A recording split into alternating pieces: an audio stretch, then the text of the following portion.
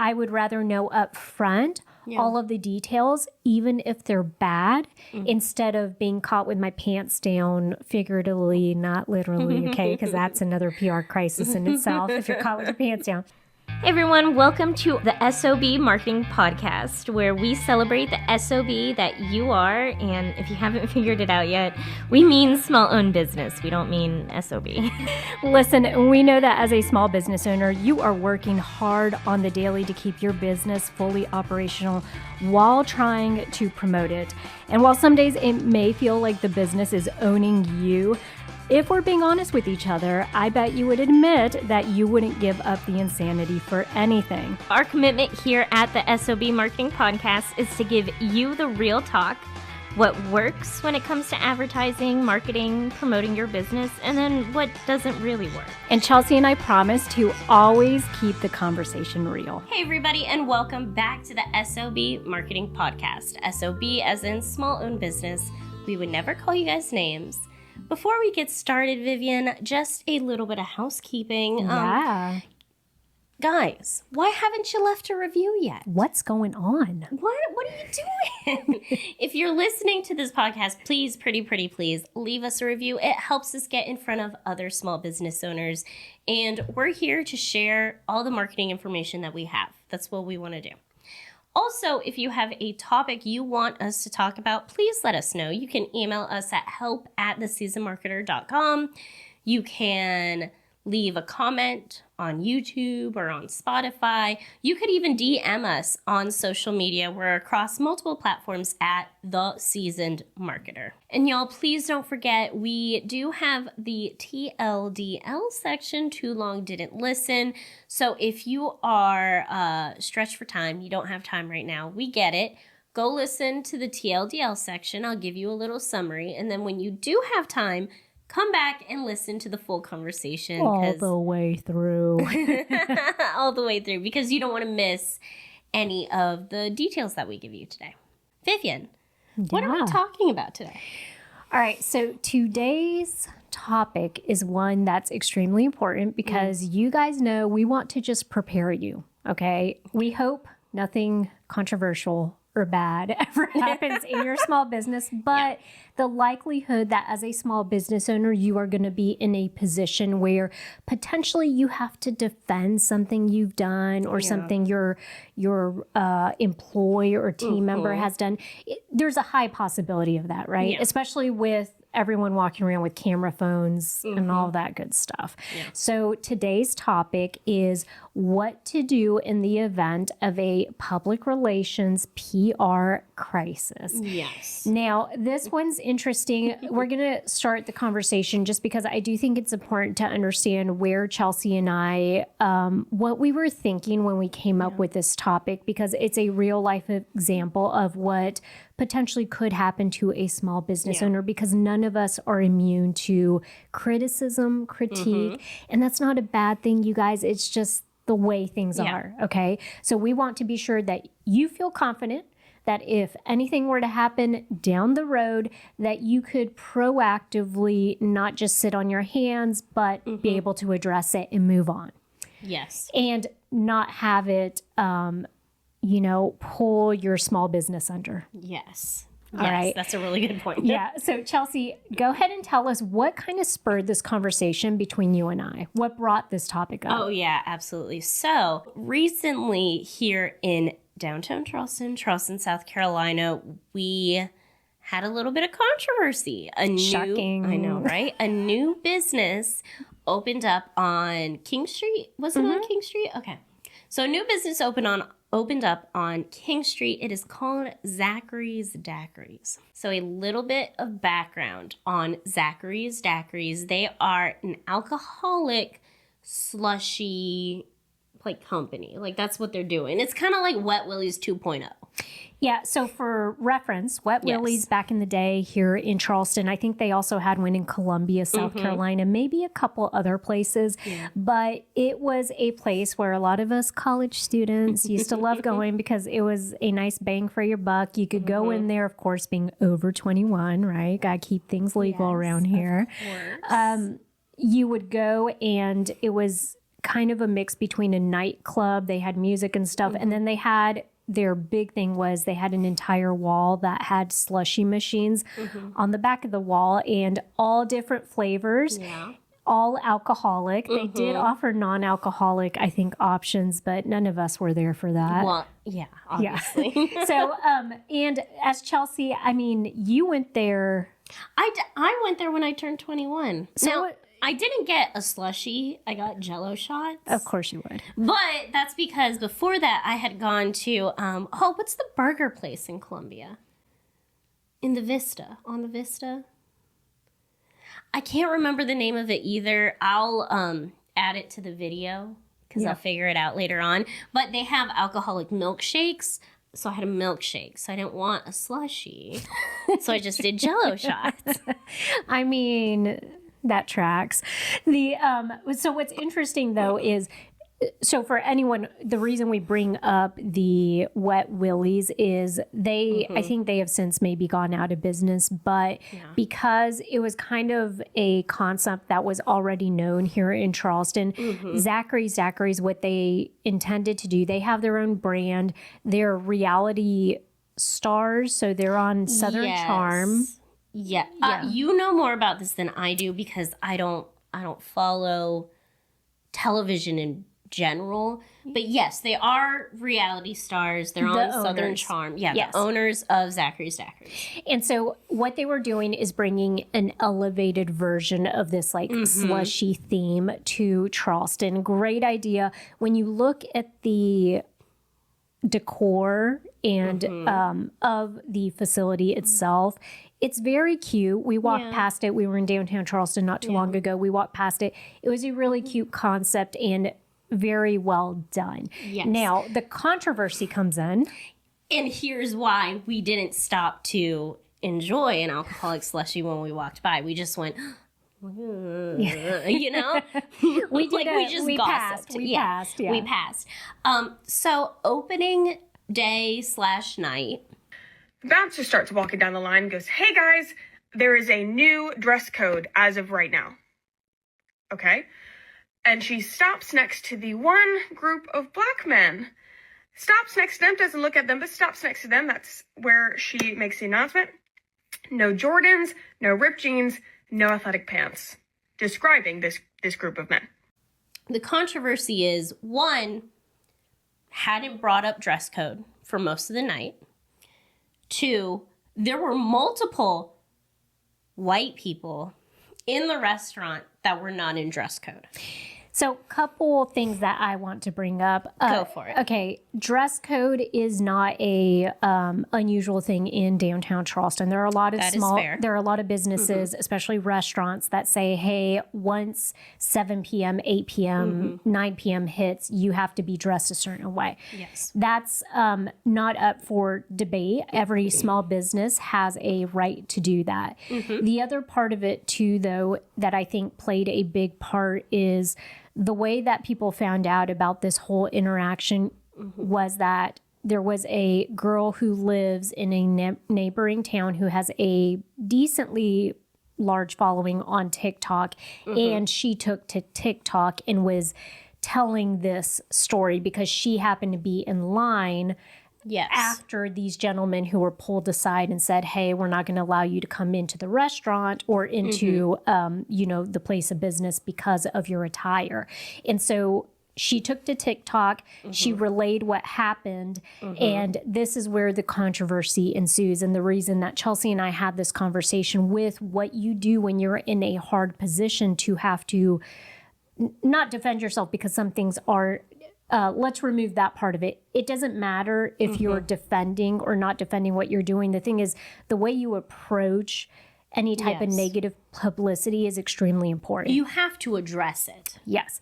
And so part of the thing I want to bring up here is the TikToker did say that there was an actual video that somebody had videoed. She didn't have it, but someone else in the line had captured video of this interaction. And what kind of played into this becoming a much bigger controversy than it should have been is the fact that when social media gets involved and lots of people start to come in here and give additional commentary, you know, you have to allow them to give their commentary. Like you can't go attacking them on like, you know, random stuff. Not just that, but understanding that because of social media and because everybody does have a camera in their hand nowadays, there's proof and evidence of, for example, when they shared their professional shots on the official Zachary's Daiquiris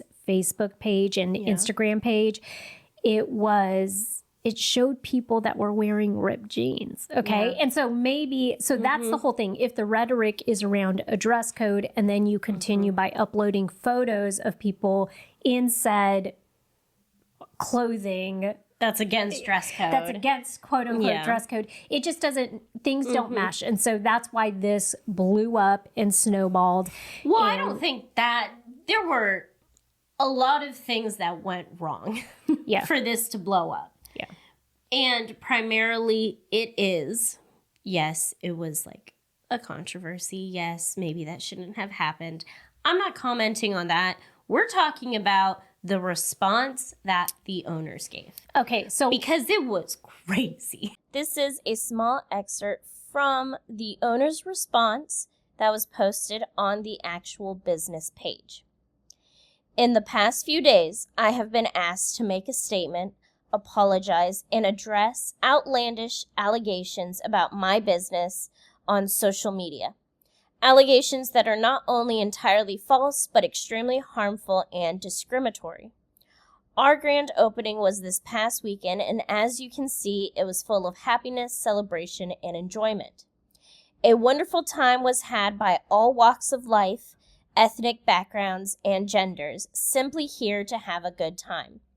To be accused of racial profiling by a non-POC young TikToker is very 2025. To the trolls, have fun, but I'll block your ass if what you're saying isn't true. And no, this isn't an apology because we did nothing wrong. We have a dress code and it's enforced after 8 p.m.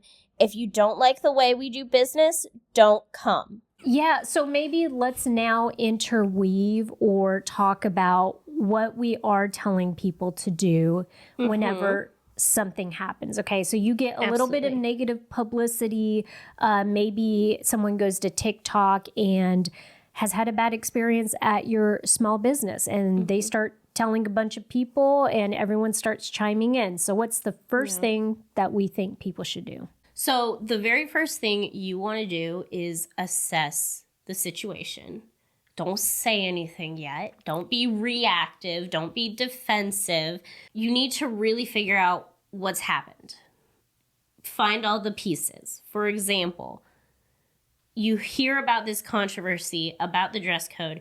Maybe don't upload video and photos of people not in dress code. Yeah. Like if you had stepped back and assessed the situation, you would have seen maybe I shouldn't share these photos, right? Yeah, well, and I think because what you're doing then is you're aggravating. And here's the thing, it happened. All right. Yes. It happened. And part of what happened opening night, because as a small business, if you're about to open your doors for the very first time, you're drumming up business. You're getting press releases out there. You're telling everybody and their mama about the fact that you're about to open your doors. Yeah. Okay. You do this well and it creates excitement and people show up. Okay. That's a big deal. That's exactly what you want.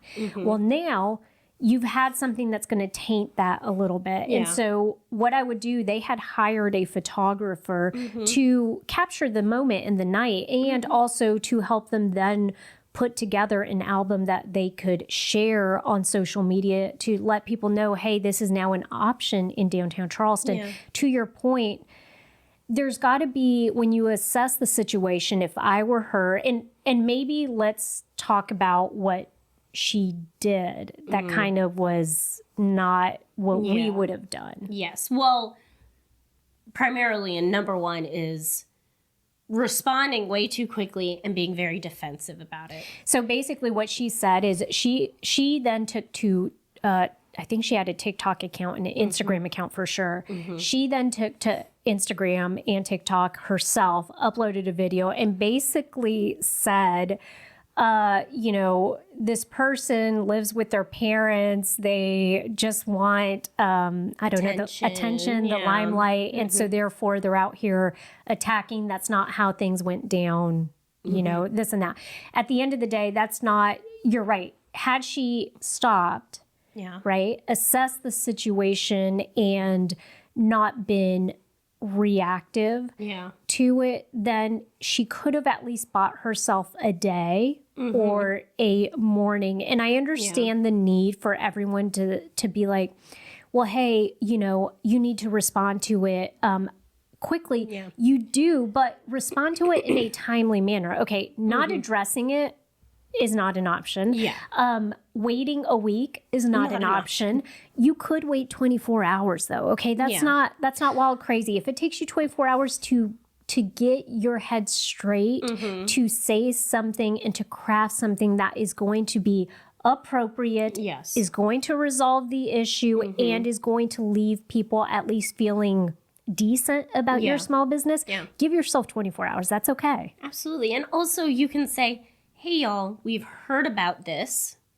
We're still gathering all the information, but as soon as we have a response to give, we will share it with you. But we want to make sure that we have all the information so that we make educated decisions. And I would love to hear y'all's opinion about this down in the comments below if you agree with us in this situation. Because the thing is, I personally have had experience with this where I've worked for an organization that a lot of times does get some type of publicity, and there are times where it's not stellar. And so then you're left thinking like, okay, what exactly do I have? What are my options, right? What do I have to do? But I do think that, to your point, I love the idea of maybe saying noted, give us time to gather information and then put a response out there. I think people are okay with you not flying off the handle and just saying like, we see your concerns. We're going to address this, and we want to be sure we have all of the information at hand to address it appropriately. Yes. And we see a lot of big brands do this because it works. Like I'm not for big brands, okay? I'm obviously a small business girly, but there are things that brands do. They do it for a reason. This is one of those things that I would take a page out of a big brand's textbook. Book. Thank you. Well, I didn't want to say big brand's book. BBB. Exactly. It sounded so strange. Take a page out of there and just say, hey, give me some time to do the research and I will respond accordingly. Yeah. So great first step. Assess the situation. Just please, please, please don't say, oh, well, this girl lives with her parents. And I'll tell you, that is really, to me, what rubbed me the wrong way about the whole way that they handled the situation. It was this in particular that really got me, because I think what it does is it suddenly shows, and I understand it is your livelihood. I understand that it makes you upset if somebody is accusing you of basically being racist and you're saying I'm not, right? Okay. But you have to divorce that feeling, right? Instead of, you have to sit back and think about it and say, okay, if somebody's perspective was this while they were standing in line, and if other people have also come to the table and said, yeah, I saw it and I agree, then you have to address it, and you have to give credence to what they feel they saw, right? Especially when you have video footage, when you have pictures, when you have stuff that is there for everybody to see. All right, so next step, you assess the situation. If you do one of two things, either you say, hey, we acknowledge something happened, we're looking into it. Or you buy yourself 24 hours, give yourself a little bit of time to not be reactive. Yes. Then don't try to lie. Don't try to cover things up. First off, lying, in my opinion, never works.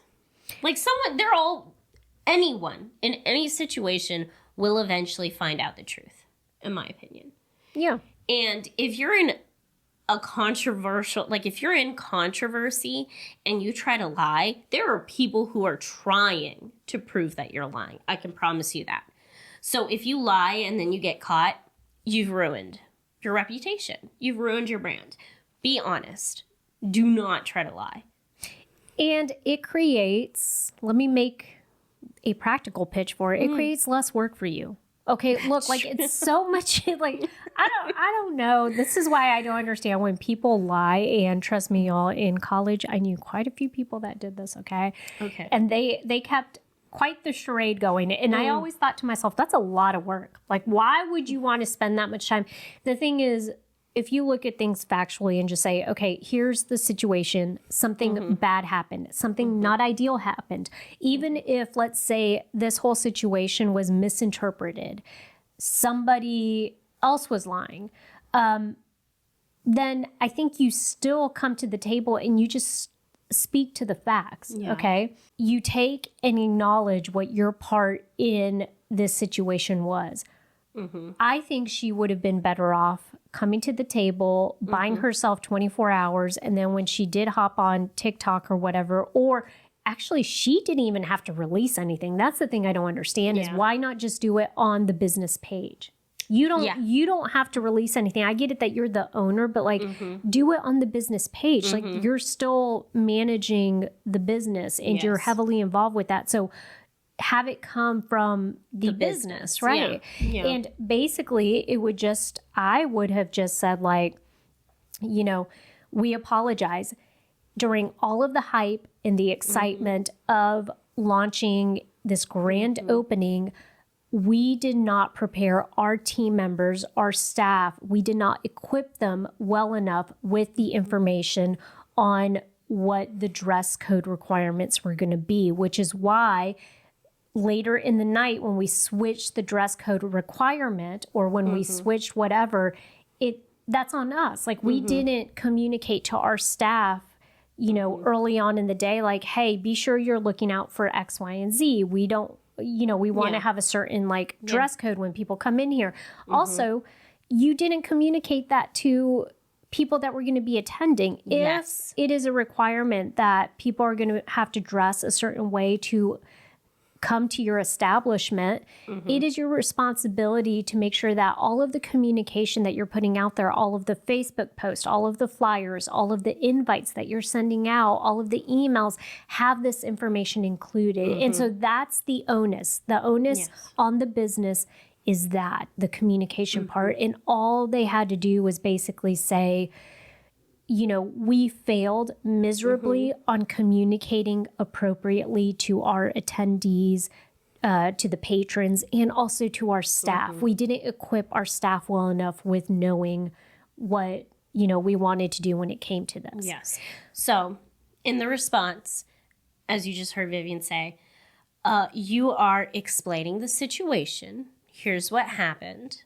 You are explaining what went wrong specifically, what we're going to be doing to fix it, how we're going to be responding to it, what we're going to change in the future so something like this doesn't happen again. And that's a big part too that I want to stress and I don't want you guys to forget about, because great, you've apologized. How do I know you're not going to do it again? You need to address that. Yeah, and that's also when I was just talking about how I would have addressed it, that's also keeping my fingers crossed that they weren't trying to do anything that was inappropriate, like racist, right? So benefit of the doubt, I'm sitting here thinking maybe that's exactly what happened. They were, busy with everything else. There came a time in the night where they were wanting to switch to a dress code, and I don't know, maybe she just had not relayed that. They had not relayed it to the bouncer who at the time, or they could have switched shifts. Somewhere there was a lack of communication, even if the lack of communication just was in the sense that they had not put information out there about any dress code.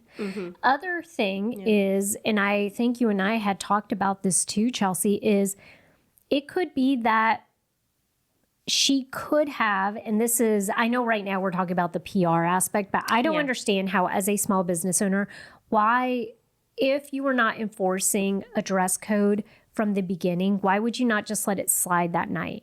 And then later on come back in the next night, you know, update your social medias and do all that and just say like, hey, moving forward, we're going to have a dress code and here's what's not allowed. Okay. And also, I mean, I don't know what their beef is with Jordans. Like, just say sneakers, just say tennis shoes, just say like, I don't get it. Okay. Yeah. So that's part of the stuff that plays into this big miscommunication, is instead just be very clear about what it is that you're. Yes. See, I'm not going to lie, Vivian. I understand your perspective. I understand that you're saying it's a miscommunication. You come from the corporate world. You're like, this is probably what happened. I'm not going to lie. I feel like the bouncer was racist. For you to say no Jordans allowed specifically rubs me the wrong way. Yeah. But. Well, no. And so I want to make a point here because I think that's valid. And I get it, y'all. I'm a rosy kind of girl. I want to think the world is full of more positive things than negative things. If you're doing something malicious that's not right, it should be confronted. I believe in that. And so... Well, then, Vivian, let me ask you this. Let's say a small business owner is dealing with an employee who is not aligning with their views, and the employee does something like this. How do you respond to it then? You fire the employee. Well, no. Yes. That's the correct answer, y'all. Yes, you fire the employee. But in the response, because I'm saying, you need to respond and you need to release a statement. Let's say it was absolutely racist, and what would then the verbiage be? Yes, right. Because the conversation. I want to make a point that the verbiage needs to be clear, it needs to be concise, and it needs to be non-accusatory. Yeah, so it basically says, we apologize that there was an incident that happened on the day of our grand opening that inappropriately targeted or inappropriately focused on a group of people that, we should have let in and we didn't. And so I think taking accountability and responsibility for that, because at the end of the day, listen to me, you are a small business owner, and yes, you hired that person, and yes, that person did not do the right thing. However, you are still the small business owner, right, who hired that person, and so they are a reflection of you. So even if they're not, like, even if they don't align with your vision and stuff like that, they still were a part of your brand. Yes. So they're still a part of you. Yeah. Well, it's just like you go to a restaurant and you have a server that's not nice, that's mean, that's whatever. They are a reflection of that restaurant. And so the thing is... So now when people ask, oh, did you like that restaurant? No, it was rude. The service was bad. The service was bad. And so the thing I would say then is you come out and you say, hey, this was not right. And then you also tell them, to Chelsea's point, what was or has been done in order to prevent it from happening again. Yes. We have retrained our team members to be sure that they're aligned with what our core values are and to be the best representation of this business, because we are warm and welcoming to everybody, and we want everybody to feel welcomed here. Yeah. Or you say, hey, that person was out of line. They are no longer representing this organization, this company, and, we've ensured that all of our team members are going to appropriately, interact with patrons who are coming to our business. So I do think there are two different types of languages you would use here, but I think at the end of the day, being honest is going to help, because you're not going to trip yourself up. You are just going to be matter of fact about what it is that happened. You own your part in that. And I think it also goes a lot further with people, with consumers. I am much more prone to give somebody the benefit of the doubt when they admit that they did something that was unexpected or something that was incorrect, and therefore they are working on it or they've changed something. I'm more prone to give you a second chance than if you blatantly just say, no, this did not happen that way, or we're not responsible for that, or, and then I'm like, okay, well, great. You can't even take responsibility for something that's like. And can I say, y'all, it doesn't matter if your business was wrong or not. Yeah. Okay. The perceived view of all of your potential customers is that you did something wrong. That's all that matters. Whether it was wrong or not, whether you did it or not, it does not matter. It is the perceived view of others. So I just want to and thank you for bringing that up, because that's what I was going to say earlier when you were talking about, let's say someone did do something on your team and it wasn't you, but it was somebody else. All right. I'm not saying that we live in different realities, but what I am saying is that the other thing that makes this super complicated and really odd to me is that she very quickly, the owner went out there and basically said, this didn't happen. Okay, but you weren't there. Yeah. Okay, so unless you physically were present, or if you have cameras on the outside of your building that caught the entire interaction from every angle from A to Z, you cannot tell me this 100% did not happen the way you said it happened, because what you're doing is you're relying on other people's story of what happened. And I don't know about you guys, but I use this as an example all the time.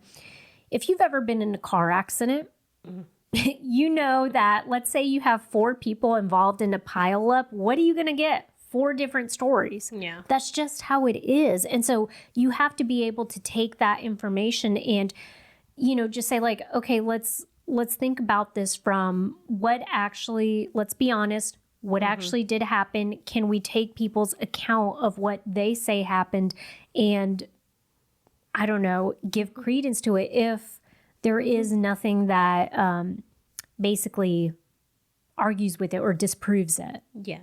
And the last thing that I'm going to say on that note too is I just want you guys to realize Chelsea and I just the other day, we were downtown, we walked past this place. Yeah. Very cute. And I was like, oh, that looks very inviting. It looks like a nice place to hang for a little bit. And then we were like, no, we can't do that, because we feel like now if we were to do that, somehow you would be supporting a bad decision that somebody made. Yeah. Not even that, honestly. It's just that everything that the owners did has rubbed us the wrong way, to the point that we're not willing to support that business. To your point, it's not the actual thing that happened at this point. It's their response to it. And so today's conversation, if anything, we just want you guys to understand that sometimes the response is even a bigger indicator to people of what type of business you're running and who you are as a person than the bad thing that happened. Yes, big on the who you are as a person, because we haven't even brought up her husband, correct? The other business owner. He released a statement, very accusatory, very reactive, very angry, that also, I want to say, never takes accountability for anything.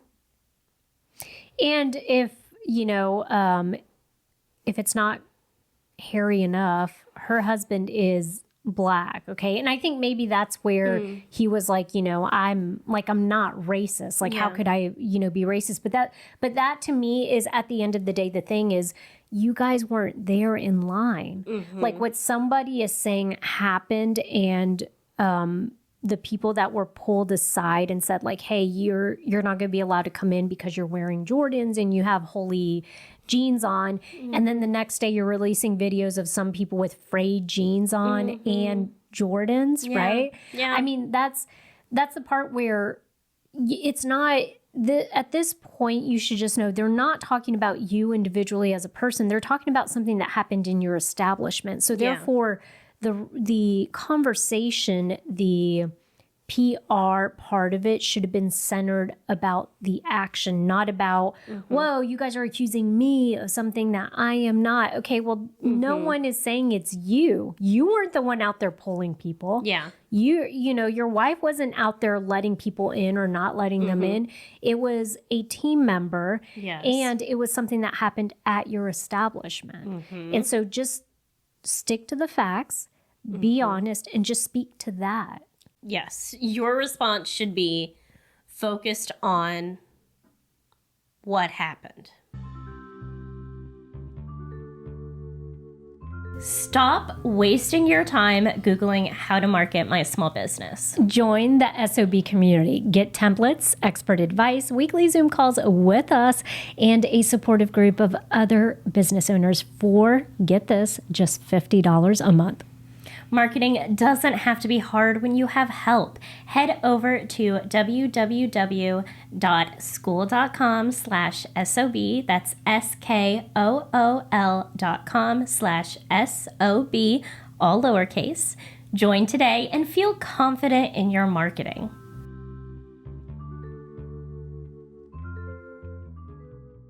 Y'all, a great thing you can do to try to prepare for these kinds of situations, which I know you don't want to prepare for these kind of situations. You want to assume that you're never going to be in this type of predicament. You can't guarantee that you will or won't be. Best thing you can do is to create a plan ahead of time. So that means knowing ahead of time what you're going to do if you end up in controversy. So that's, I know that I'm going to release a statement first, asking for people to stick with me while I research the incident, while I gather more information. Or it might be, oh, you know what? I'm going to try to assess the situation and gather as much information as possible within 24 hours so I could release the response in 24 hours, like know which one you're going to do. Who is going to be responding to the negativity? You know, are you going to have a spokesperson? Is it going to be you as the small business owner? Is there an emergency contact or a PR person that you want to handle all of the communication, all of the feedback that you get, stuff like that? Just creating a plan. Very important, Vivian, also creating a plan that's based off of your business's philosophy. Yes. What I love is it's never too early or too soon. The best time to look for, you know how they tell you the best time to look for a job is when you don't need one?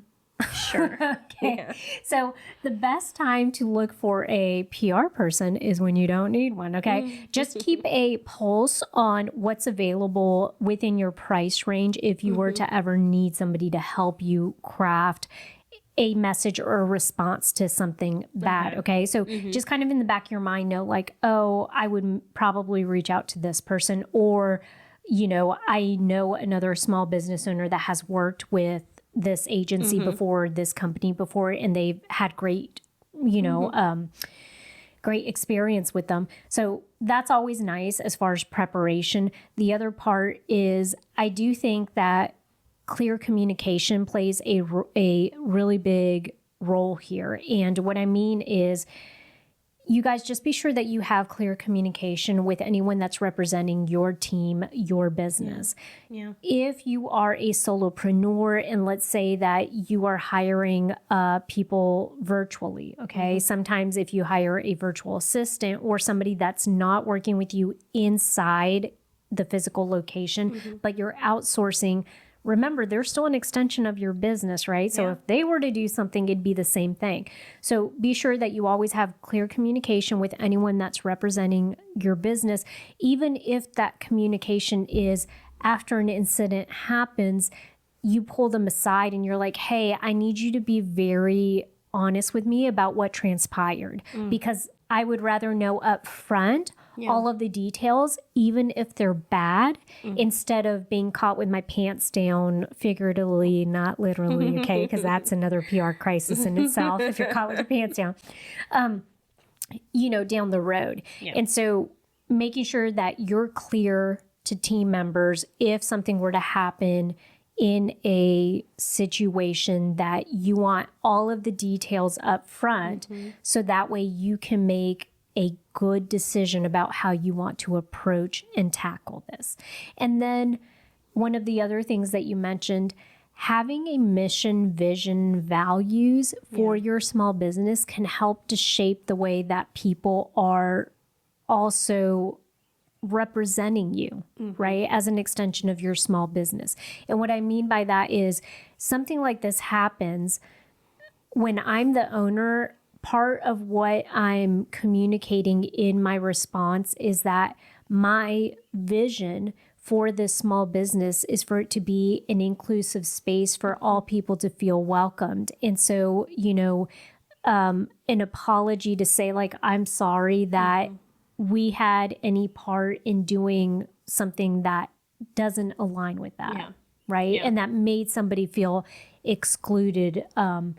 And so that's how I probably would address that. But having those things ahead of time mapped out can really, really help. And in case you guys don't remember, I think we had talked in a previous episode, Chelsea, about values in particular. One of the things that as a small business owner, I think you have to do is you have to ensure that your team members feel confident in portraying and making decisions on behalf of your business that are aligned with those values. And the only way they're going to do that is if, I don't want to say that you brainwash them, but kind of brainwash them into understanding what's important to you and what's a priority.